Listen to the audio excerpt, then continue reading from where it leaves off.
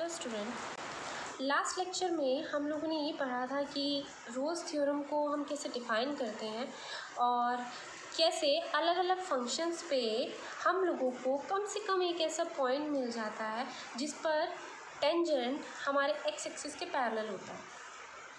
अब वो तो हमारा ज्योमेट्रिकल इंटरप्रिटेशन था।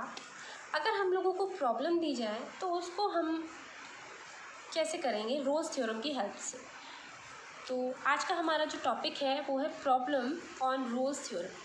तो हम एक प्रॉब्लम ले लेते हैं, f x equal to sine square x on interval 0 to पाई।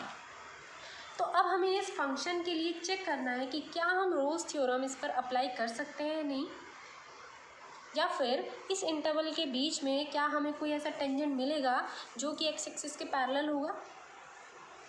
चलिए चेक करते हैं।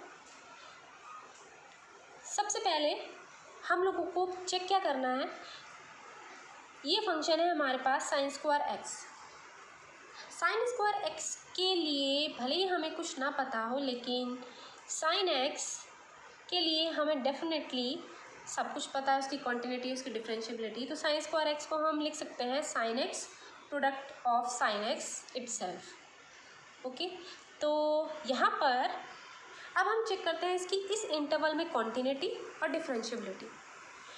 यहाँ पर क्योंकि एफ एक्स जो है वो प्रोडक्ट है साइन एक्स की 2 टाइम्स, तो हम लोग साइन एक्स पे ही काम कर लेते हैं। आप लोगों को पता है कि इस इंटरवल में साइन एक्स क्या होता है? कॉन्टिन्यूस होता है और डिफरेंशिएबल भी होता है, और साथ में साइन स्क्वायर एक्स भी क्या होगा? कंटिन्यूस होगा और डिफरेंशिएबल होगा। क्यों? क्योंकि यहाँ पर साइन की 2 टाइम्स प्रोडक्ट है। और आपने और हम लोगों ने कॉन्टिन्यूटी में ये पढ़ा था कि अगर कोई फंक्शन, सपोज़ अगर मैं इसको मान लूँ जी एक्स, तो जी एक्स इंटू जी एक्स, तो अगर ये फंक्शन कॉन्टिन्यूस है और ये फंक्शन भी कॉन्टिन्यूस है तो उनकी प्रोडक्ट भी कॉन्टिन्यूस होती है। F x into g x is again continuous if fx and gx are continuous in that interval. Similarly for differentiability, तो अगर आपका fx और gx डिफरेंशिएबल है तो उन दोनों की प्रोडक्ट भी डिफरेंशिएबल होगी। तो यहाँ पर आपका साइन x क्या है? डिफरेंशिएबल है। तो sine x into sine x भी क्या होगा? Differentiable by the property of product on differentiability.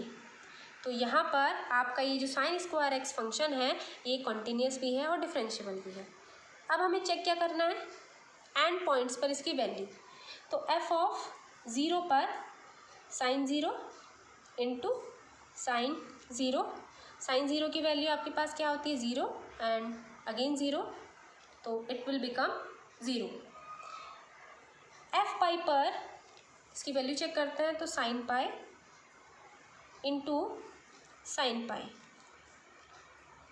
And what will be the result? 0, क्योंकि साइन पाई पे वैल्यू क्या होती है? 0, तो एफ पाई भी 0। तो आप देख सकते हैं कि एफ 0 पे भी वैल्यू 0 है और एफ पाई पे भी वैल्यू 0 है। तो रोल्स थ्योरम क्या कहती है? फंक्शन कॉन्टिन्यूस होना चाहिए, ओपन इंटरवल में डिफरेंशिएबल होना चाहिए और एंड पॉइंट्स पर उसकी वैल्यू सेम होनी चाहिए। तब वहाँ पर हम अप्लाई कर सकते हैं क्या? Rolle's theorem. So Rolle's theorem क्या कहती है? There exist a point C between 0 and pi such that f dash C equal to 0। That means function का जो डेरिवेटिव है C पर वो 0 होगा। तो यहाँ से फंक्शन का हम डेरिवेटिव निकाल लेते हैं। आपका एफ एक्स क्या था? साइन स्क्वायर एक्स, और इसका जो डेरिवेटिव होगा, डेरिवेटिव क्या होगा?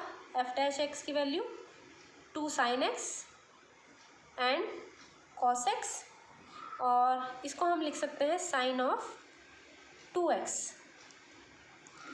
ठीक, और एट पॉइंट C इसकी वैल्यू हो जाएगी f dash c equal to sine of 2c, और उसने कहा क्या है कि f dash c equal to क्या है 0 और sign of 2c equal to 0।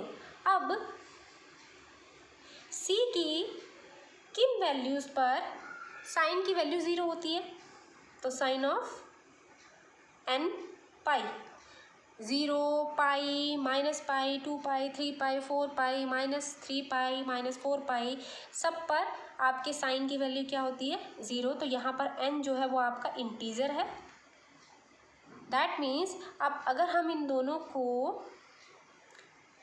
इसकी प्रिंसिपल वैल्यू हम निकालें यहाँ से, तो 2c की जो वैल्यू आती है वो आती है n पाई यहाँ से, और c की वैल्यू आपके लिए क्या आ जाती है n पाई बाय 2। ये तो आपने अभी वैल्यू निकाली है c की। अभी हमें ये चेक करना है कि c की कौन सी वैल्यू उस इंटरवल के बीच में है। तो c की वैल्यू थी हमारी n पाई बाय 2। तो यहाँ से अगर हम c की वैल्यूज़ देखें तो हमें मिलता क्या है 0 प्लस माइनस पाई बाय 2, क्योंकि n जो है वो मेरा इंटीजर है, प्लस माइनस पाई, ओके, और plus minus 3 pi by 2 and so on. ठीक, तो अब हम चेक करेंगे कि हमारे इंटरवल के बीच में कौन सी वैल्यूज़ आ रही। तो हमारा इंटरवल क्या है 0 और पाई। तो 0 और पाई तो हमें लेना नहीं है, हमें इसके बीच की वैल्यू लेनी है। तो 0 भी यहाँ पे है, ये c की वैल्यू नहीं हो सकती। पाई और माइनस पाई भी c की वैल्यू नहीं हो सकती, क्योंकि माइनस पाई तो आउट ऑफ इंटरवल है और पाई हमारे इंटरवल में है, लेकिन हमें 0 और पाई के बीच में लेनी है। तो हमारे पास बचती है क्या value plus minus pi by 2। तो माइनस पाई बाय 2 आप नहीं लेंगे क्योंकि it's again out of the interval. तो हमारे पास वैल्यू क्या बचती है पाई बाय 2। मतलब पाई बाय 2 पर आपके फंक्शन पाई बाय 2 पर आपको एक ऐसा टेंजेंट मिल जाएगा जो कि एक्स एक्सिस के पैरेलल होगा। तो f dash pi by 2 equal to 0।